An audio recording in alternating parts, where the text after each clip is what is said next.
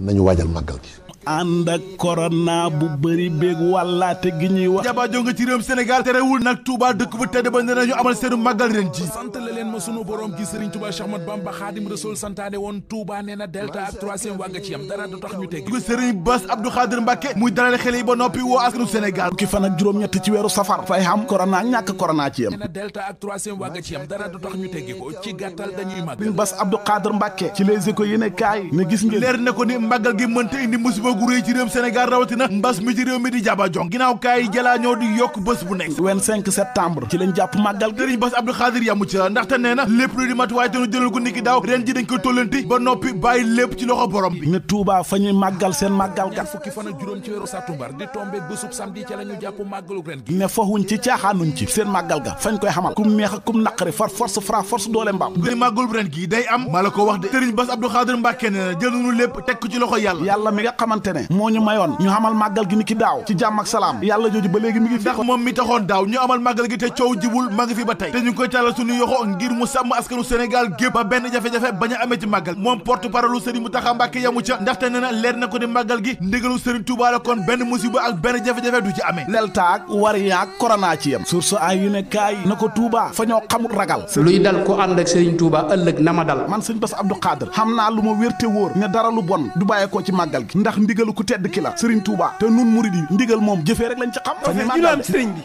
suñu boom defal na ko coobareem nan ñaan rek mu dina ko dollil muy gën a bëgg sëriñ bi di ko gën a jéem a xam di ko gën a jéem a dund suñu kem kàttan sayyiduna alxaayidu lil jannati jafa bi qalamu silminati